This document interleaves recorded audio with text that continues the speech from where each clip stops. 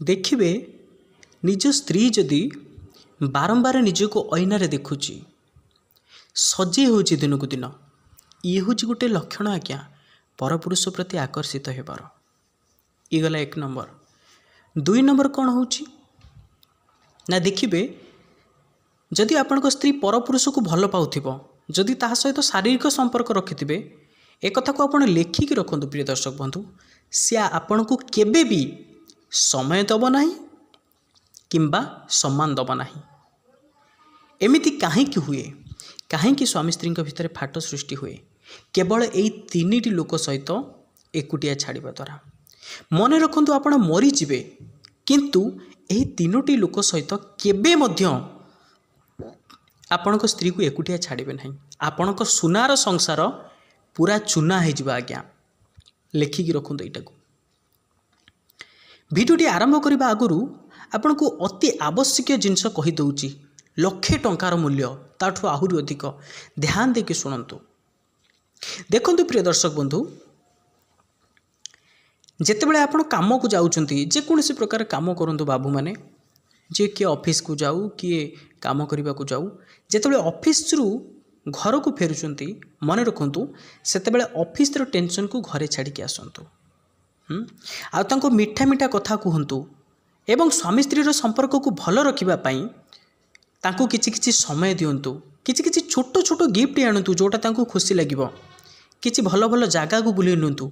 आउ गोटे गुरुत्वपूर्ण कथा आमे खाली सबु बेले दोष दू कि स्त्री लोकटी परपुरुष प्रति कहीं आकर्षित होउची अरे आमे तांको सेतिकी समय दे पार नथिबा आमे तांको सेतिकी शारीरिक सुख दे पारु नथिबा आमर किछिटा भूल थाई पारे सबु दोष तांकर हेले आमे कहिथिले सेटा बहुत बड़ भूल हो जिवो नाही। प्रिय दर्शक बंधु प्रथमे निजर दोष को देखिबा दरकार एवं नीरवता रहिबा दरकार।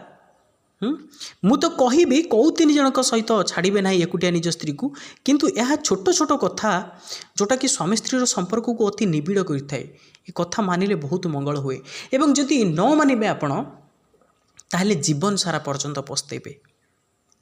एवं जो माने सबु नारी माने समान नहंती कि सबु पुरुष माने समान नहंती जो माने परकिया प्रीति रे पड़ी निजर घर परिवार को गोटे सुनार संसार को आज चुरमार करुचंती सेई माने को परिवर्तन करबा पई एक छोटिया प्रयासटी। प्रिय दर्शक बंधु भिडियोटी को टिके लाइक टे कर दिंतु चलतु बेसी डेरी न करी वीडियो को आरंभ करबा। मन रखंतु प्रिय दर्शक बंधु आमे आम समाज रे एमिति किछि लोकंक सहित रहू आमे जेते पॉजिटिव ही थाउ ना काहेकि आपण देखिए आपण अनुभव करेंगे किसी लोक जदि आपणकर पाखापाखि आसी जाती ताले आपन को बहुत अनकंफर्टेबल लगे माने बहुत माने विव्रत लगे बहुत व्यस्त लगे कौन पाई ना तांकर औरा आमर औरा मिसे नहीं तांकर प्रकृति गोटे थिबा आमर प्रकृति गोटे थिबो। देखिए खल प्रकृतिर लोक जदि मिसीगले से भारी सांग आउ जदि गोटे भल लोक देखिए तार ऑटोमेटिक तार सांग ही भल होते तेणु मन रखंतु ये कथा केबे भी यही 3 जनक सांगरे एकुटिया छाड़तु ना कौ 3 जन आम ये भिडियो जानिबा। भिडियोटी को शेष पर्यंत देखंतु बहुत उपादेय भिडियो एवं बहुत गुरुत्वपूर्ण भिडियो प्रिय दर्शक बंधु एवं ता पूर्व ये चमत्कारी कहानीटी को टिके शुणु। रामू नामक एक पिलाटी थाए छोट बलू बन्यारे तार बापा माँ चली जाइछन्ते ए संसार एकुटिया छोट पिलाटी कौन करिबो गोटे ओली खाइले कोठी एमती मागी चाचिकी 2 ओली उपास कौन करिबा आज्ञा। भगवान को डाके प्रभु मोरे दुखर दिन कौन केबे जीवनी मेहनत करवा आरंभ कला जेते बेल ठारू तार हेतु पाइला बहुत कम बयस से मेहनत कला बहुत धन संचय कला कोठी क्या ठकी बांधी कि आज्ञा निजर परिश्रम एबे चिंता कला गोटे बहुत बड़ बेपारी मु बनबी बहुत बड़ गोटे बेपार करी बहुत बड़ बेपार कला बिजनेस एवं ता भितर से बहुत तरक्की कला बहुत उन्नति कला एबे चिंता कला एक सुंदर कन्या को देखी विवाह करी ता इच्छा भी पूर्ण है। भगवान को बहुत बहुत धन्यवाद देला प्रभु छोट बड़ू मोर सब खुशी को मो बापा माँ को मो पाखर नहीं जाइए एबे किंतु आपन बहुत बहुत अशेष अशेष धन्यवाद मोर इच्छा को पूर्ण करुछंती। आ मन रखिता जो मैंने केवल सुंदरी कन्या को देखी विवाह करुँच सुंदरी कन्या को देखी निजर जीवन साथी करुँच से माने बहुत बड़ भूल कर बहुत पस्तेबे निज जीवन में एक कथा लेखिक रखु ताने सबु सुंदर स्त्री लोक सबु सुंदर नारी मैंने खराब से कथा ना कि अच्छा किसी अच्छा तो कौन है बाहा हो सारा रामू चिंता कला मो बेपारटी को आउ टिके उन्नति करी देश विदेश में ताको विस्तार करी एवं कौन कला ना रामूर एकमात्र छोट बेलर सांग ता ना हूँ श्याम ताकू से कहला रे शुण मु जाऊँगी विदेश को जाऊँगी भाउज रहिला सुविधा असुविधा बेले तू टिके साहाय्य करू कौन साहाय्य करू आज भाउजों देह खराब टिके मेडिसिन नहीं आसबू यही प्रकार साहाय्य इत्यादि इत्यादि गला से कथा सरीला विदेश को गला पड़ी किंतु जो माने चरित्रहीना स्त्री से आपण सिंधुक भितर ताला पकई रखु से माने परपुरुष सहित शारीरिक संपर्क रखिए माने रखिए से माने परपुरुष सहित शारीरिक संपर्क रखिए माने रखिए एक कथा को लेखिक रखु आपण ताकू स्वाधीनता दिंतु आउ जी भल प्रकृतिर स्त्री लोक हो से केबे हेले अबाट को जीव ना जहाँ भी हो रामूर स्त्री हूँ गोटे सेमती तार चरित्र टिके खराब से चिंता कला मो स्वामी तो घरे नहीं तार जे सांग आसता सांगे टिके टिके भल संपर्क रखिले कौन हम देखा चाह हस खुशी चलला धीरे धीरे धीरे बंधुतारू सेटा प्रेम रे परिणत है आउ एते बढ़ीगला जे दुहे दुहे को गोटे क्षण पर छाड़ी रही पारे ना या भितर 2 वर्ष बीती जाई थाए रामू एवं विदेश में रहीकि चिंता कला मु बहुत दिन है घर आसिली गोटे काम करी मु फोन करी ना अचानक जाकि घरे पहुँची सरप्राइज देवी तांको किछि टंका बहुत गुड़े सुना अलंकार एकाठी कला घरे आसी कबा ठक ठक कला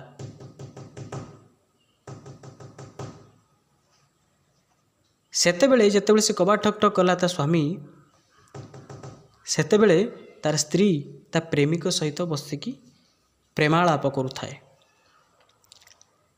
ता प्रेमिक किए ना ता स्वामीर सांग हठात देखिला अरे ये कौन एबे एमती आछंती ये कौन एबे एमती आसीचंती जाइकी एमिति भाव अभिनय कला जे एमिति भाव अभिनय कला तमे कहीं एते दिन हम जाइथिलो कुआडे कौन करुथिलो मु तुम बिना मो आखि फुटीगलाणी मु मरीजी माने लेखिक रखु जो लोक आपण सांगे खेल आपण सारे विश्वासघातकता करिवो से प्रथम प्रथम आपण विश्वास को एमिति भाव जितब आपण भाविबे या भले भल लोक दुनिया रे केही नाहांती रामू बिचारा कौन करिवो चिंता कला मो स्त्री भाया स्त्री ये दुनिया रे कहारी नाहांती सब ता स्त्री सहित ऊपर घर को गला ता स्त्री ताको खाइबा पिया को देला शुएकी ता प्रेमिक पाखक आसिला प्रेमिक पाखक आसिकी कहला शुण मो स्वामी आसिलानी मु तुम बिना गोटे मुहूर्त भी बंची पारि ना चलो आम एठू चली जा ता प्रेमिक श्याम कहला शुण ता प्रेमिक श्याम कहला कौन कहला ना शुण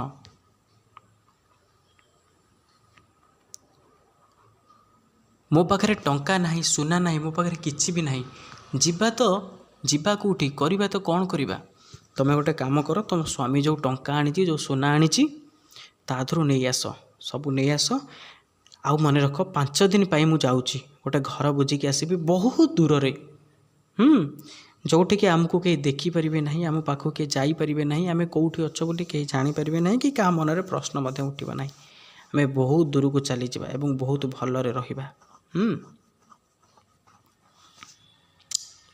अच्छा कौन कला ता स्त्री जेते सब ता स्वामी आनीला टंका आनीला जहाँ सब सुना आनीला हाँ सबको कौन कला ता प्रेमिका हाथ में देदेला अपेक्षा करी बसिला 5 दिन पर मो प्रेमिका आसी पहुँचो बोलिकी एपटे चिंता कला मो स्वामी बहुत असुविधा मो सृष्टि कर आज्ञा खाद्यर विष देकी मारिदेला तो स्वामी मरीगला एवं सबू अलिया सफा हो गला अपेक्षा करी बसिला निजर प्रेमिक को केबे आसीबो 5 दिन गला मासे गला 2 मास गला 5 मास गला स्त्री एवं बुझी सारी थाई परपुरुष को विश्वास करी से केते बड़ भूल कर दीजिए आज्ञा କ'ଣ କରିବ ନା ଅନୁତାପର ନିଆଁରେ ଜଳି ଜଳି ଆଉ କ'ଣ ଫେରି ଆସିବ ତା ସ୍ୱାମୀ? ନିଜର ସୁନାର ସଂସାରକୁ ନିଜ ହାତରେ ଚୁରମାର କରିଦେଇ କ'ଣ କଲା ନା ନିଜେ ଆତ୍ମହତ୍ୟା କରିଦେଲା। ଏପଟରେ ଶ୍ୟାମର ଅବସ୍ଥା କ'ଣ? ତାର ତ ଖୁସି କହିଲେ ନ ସରେ। ଭଗବାନଙ୍କୁ କହିଲା, ପ୍ରଭୁ ଆପଣ ବା କୁଆଡ଼େ କର୍ମଫଳଦାତା, ଭଲ କର୍ମର ଭଲ ଫଳ ଦିଅନ୍ତି, ଖରାପ କର୍ମର ଖରାପ ଫଳ ଦିଅନ୍ତି, କିନ୍ତୁ ମୁଁ ତ ଏତେ ଖରାପ କାମ କଲି, କାହିଁ? ମୁଁ ତ ପୁରା ଭଲରେ ଅଛି, ଆରାମରେ ଅଛି। କିନ୍ତୁ ମନେ ରଖନ୍ତୁ ପ୍ରିୟ ଦର୍ଶକ ବନ୍ଧୁ, ଯେତେବେଳେ ଅସତ ଧନଟା ଆସିବ, ସେତେବେଳେ ଅଚାନକ ଆସିବ, ହୁ ହୁ ହେଇକି ବଢ଼ିବ, ଆଉ ଯେତେବେଳେ ଯିବ ଶୁଦ୍ଧ ମୂଳ କଡ଼ା ଗଣ୍ଡା ହିସାବ କରିକି ନେଇକି ଚାଲିଯିବ। ଆଜ୍ଞା, ତାପରେ କ'ଣ ହେଲା? ଏପଟ ସିନ୍କୁ ଆସନ୍ତୁ ଏବଂ ଶ୍ୟାମର କଥା ଚିନ୍ତା କରନ୍ତୁ ଟିକେ।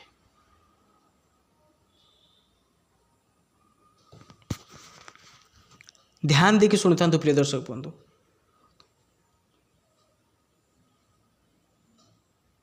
ପୁରା ଧ୍ୟାନ ସହକାରେ ଶୁଣନ୍ତୁ।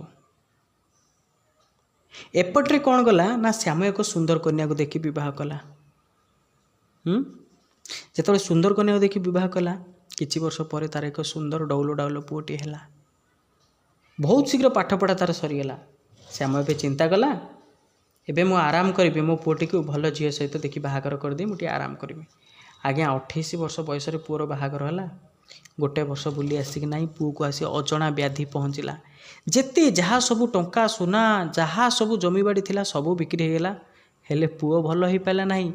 ଶେଷରେ ପୁଅ ଶେଷ ନିଶ୍ୱାସ ତ୍ୟାଗ କଲା। ସେ ଗାଁରେ ଜଣେ ସାଧୁ ଥାନ୍ତି। ଏ ସମସ୍ତେ ଦୁଃଖରେ ଭାଙ୍ଗି ପଡ଼ିଲେ। ଆହା, ଠାକୁର ଶ୍ୟାମ ସହିତ ବହୁତ ଅନ୍ୟାୟ କଲେ। ଠାକୁର ଆଜ୍ଞା କାହା ସହିତ କେବେ ଅନ୍ୟାୟ କରନ୍ତି ନାହିଁ। ସମସ୍ତେ ନିଜ ନିଜର କର୍ମର ଫଳକୁ ଭୋଗନ୍ତି। ତ ସନ୍ନ୍ୟାସୀ ଆସି ପହଞ୍ଚିଲେ। ଧ୍ୟାନ ସହକାରେ ଶୁଣୁଥାନ୍ତୁ ଆଜ୍ଞା, ବହୁତ ଟୁଇଷ୍ଟ ରୋମାଞ୍ଚକର କାହାଣୀ ଇଏ। ଆସିକି କହିଲେ, ରେ ବାବା ଶ୍ୟାମ, ଆଜି ତ ତୁ ବହୁତ ଦୁଃଖ କରୁଛୁ, କିନ୍ତୁ ମନେ ପକା ତୁ ନିଜେ କ'ଣ କରୁଥିଲୁ। ତୁ ଯାହାକୁ ପୁଅ ବୋଲି କହୁନୁ, ତୋ ପୁଅ ଚାଲିଗଲା ତୋତେ ଭସେଇ ଦେଇକି ଏ ଭବସାଗରରୁ।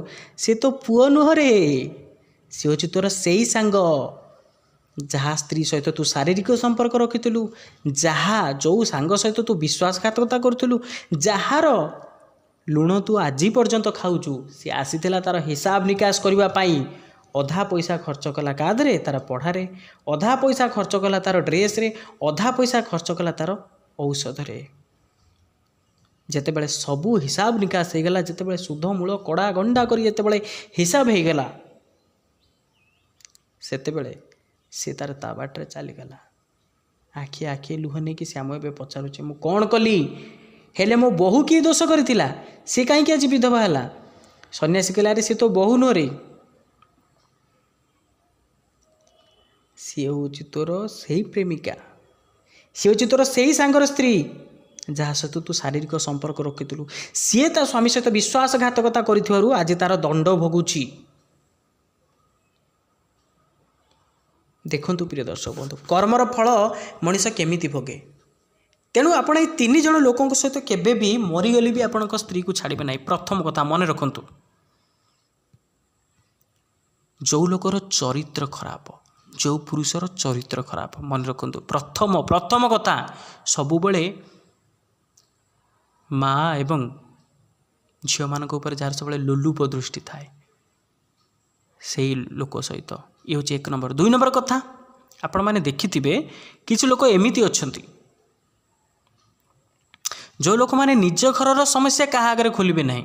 ନିଜ ଘର ପରେ ବହେ ମାଡ଼ ଛେଚା ଖାଉଥିବେ, ସେ କାହା ଆଗରେ ଖୋଲିବେ ନାହିଁ, କିନ୍ତୁ ତାକୁ ବହୁତ ଇଣ୍ଟରେଷ୍ଟ ଥାଏ ପର ଘରର କଥାକୁ ଆଲୋଚନା କରିବା ପାଇଁ, ସେଭଳି ଲୋକଙ୍କ ସହିତ।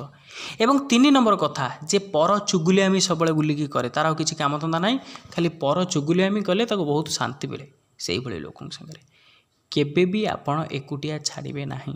ମନେ ରଖନ୍ତୁ, ଆପଣ ଚିନ୍ତା କରିବେ କି ମୋ ସ୍ତ୍ରୀ କ'ଣ ଛୋଟ ଛୁଆ ହେଇଛି, କିନ୍ତୁ ନାଇଁ ଆଜ୍ଞା, ମନେ ରଖନ୍ତୁ, ଶବ୍ଦର ପ୍ରଭାବଟା ମଣିଷ ଉପରେ ପଡ଼େ। ଆପଣଙ୍କୁ ଯିଏ 2 ପଦ କଥା ଏବେ ଖରାପ କରିକି କହିବ, ଆପଣ ମନ ଦୁଃଖ କରିବେନି? ଆପଣଙ୍କୁ 2 ପଦ କଥା କିଏ ପ୍ରଶଂସା କରିଦେବ କି ଆପଣ ବହୁତ ସୁନ୍ଦର ଦେଖାଯାଉଛନ୍ତି, ଆପଣଙ୍କର ବହୁତ ବଢ଼ିଆ ଜ୍ଞାନ ଅଛି, ଆପଣଙ୍କୁ ଖୁସି ଲାଗିବନି? ତ ଶବ୍ଦର ପ୍ରଭାବ ପଡ଼ିଲା ନା। तेणु शब्दर प्रभाव पड़े। तेणु संगति ठारू दूरेकी रखु जिते संभव चेष्टा करंतु निजर स्त्री को यही लोकों ठारू दूरे रखापी।